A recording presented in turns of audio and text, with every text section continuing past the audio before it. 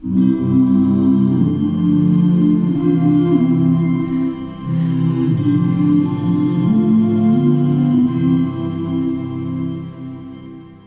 and welcome to a new episode of my Flosstube. My name is Jacob de Graaf and I am the owner and designer of Modern Folk Embroidery, and it is the 15th of December today, and we're doing the countdown stitch along with Evertoad and Roxy Flosco and myself.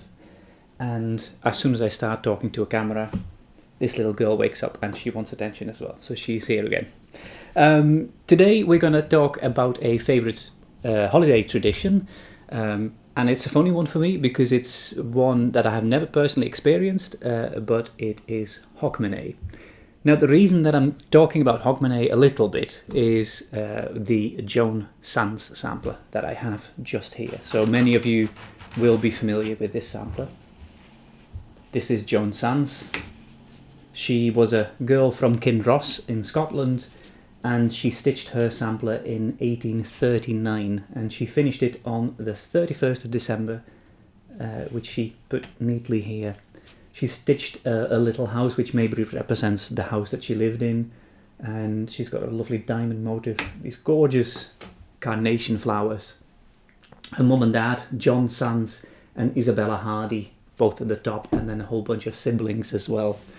Yeah, I just love this sampler. I think it's really wonderful, and that's the version that I made. I'm quite happy with that one as well. It's on finer linen. I think I stitched this on 40 count with colours quite similar to the original sampler, and I'm really happy with this.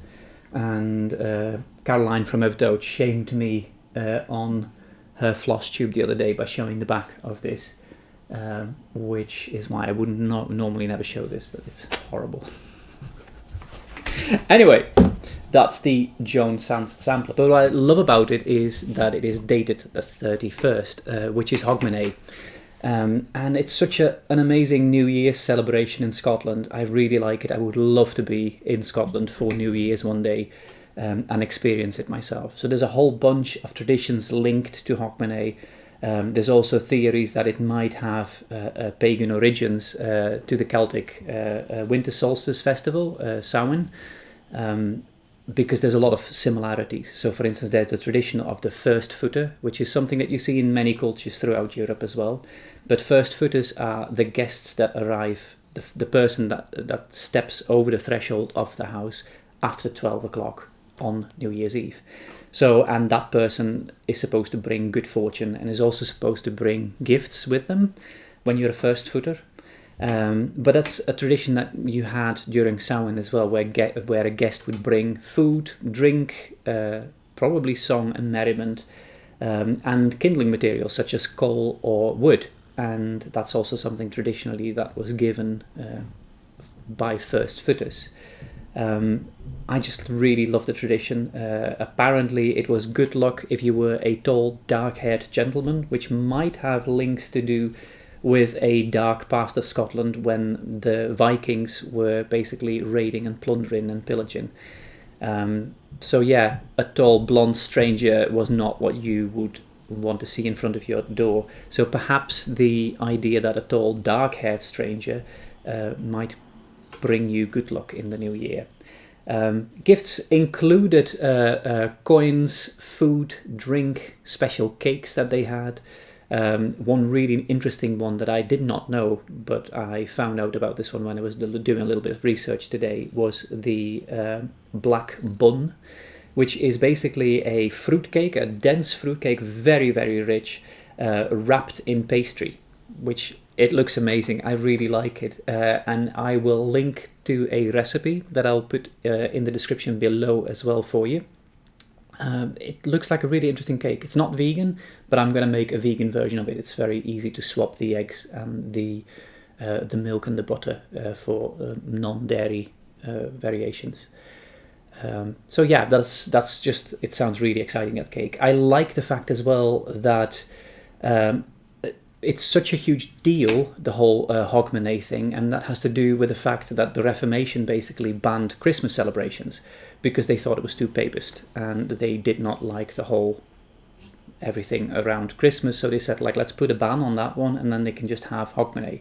And hence the immense popularity still in Scotland for Hogmanay. The black bun had a really cool link as well. It was originally a cake linked to Twelfth Night, and they would put a bean, an uncooked bean, in the cake, and whoever had the slice with the uncooked bean would be king or queen for the night. Mary Queen of Scots, she was a big fan of the celebrations as well, and she is known to have participated in the king bean, in the king cake as it was known back then. And apparently a childhood friend of hers found the bean, and she was dressed up in silks and the finest garments and all the pearls and diamonds and jewels and crowns that they could find. And she was bedecked and bejeweled and was queen for the night, much to the amusement of a English person that was attending the thing. It must have been like, what's going on here?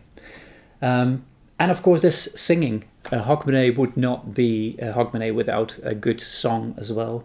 Most of you will know Auld Lang Syne, which is such a traditional, everyone has heard it. But a chap called Robert Wilson, he was a tenor in the 1930s, and in the 1950s he was on BBC with the White Heather Club, and he did a show, a Hogmanay special thing. That was every year they would do a special with the White Heather Club. And he would sing a song called Haste Ye Back, and it's a very kitschy song, it's very silly, and I really like it. There's something really charming about these simple, sort of sentimental songs. I think they have a real charm to them, and they're really heartfelt as well. The original version by Robert Wilson is with accordion, piano, bass, and some other instruments, I believe. But I recorded a version for you, which is very stripped back. It's just a simple harmonium. So yeah, it's just me singing with the harmonium. And I hope you will enjoy it. So I will sing you out with this episode, but I will be back very soon again with another episode. And for now, bye-bye. Mira says bye-bye as well. See you soon. Bye-bye.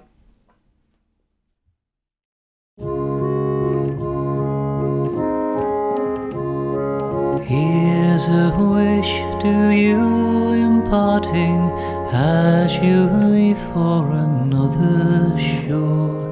May your guiding star be with you till you return to us once more. Haste ye back, we love you dearly.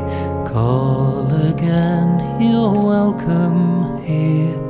May your days be free from sorrow, and your friends be ever near. May the paths o'er which you wander be to you a joy each day. Haste ye back, we love you dearly. Haste ye back on friendship's way. Haste ye back, we love you dearly. Haste ye back on friendship's way.